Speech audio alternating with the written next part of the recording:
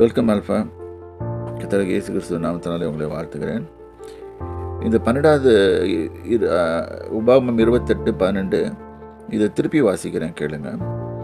ஏற்ற காலத்தில் நீங்கள் உன் தேசத்தில் மழை பெய்யவும், நீ கையிட்டு செய்யும் வேலைகள் எல்லாம் உன்னை ஆசீர்வதிக்கவும், கர்த்தர் உனக்கு தமது நல்ல பொக்கிஷசாலையாகிய வானத்தை திறப்பார். நீ அநேக ஜாதிகளுக்கு கடன் கொடுப்பாய், நீ கடன் வாங்காதிருப்பாய். இந்த கடன்ற வார்த்தையை பற்றி பேசுவோம். பிளெண்டிங், லோன் இன்றைக்கி உலகத்திலே அதிகமாக பயன்படுத்தப்படுறது. அது பிஸ்னஸ் வேர்ல்டாக இருக்கட்டும், இல்லாட்டி எந்த இதாக இருக்கட்டும், கடன், இது லோன்.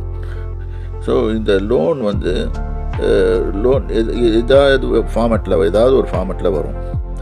தட் இஸ் பேங்க்கில் போனீங்கன்னா லோன் இருக்கும், கந்து வட்டிக்காரங்கிட்ட கடன் இருக்கும், ஏதாவது ஒருத்தன் வீட்டுக்கு கை மாற்றா அப்படின்னு சொல்லி கேட்பாங்க.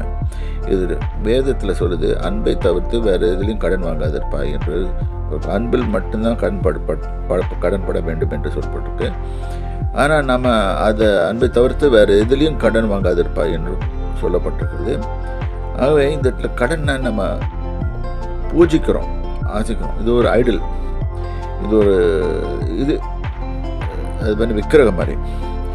இன்றைக்கி அதே மாதிரி இந்த கடன் கொடுக்கறதுக்காக எக்கச்சக்கமாக இன்ஸ்டிடியூஷன்ஸ் சுற்றிட்டுருக்கு. ரொம்ப கேர்ஃபுல்லாக இருக்கணும்.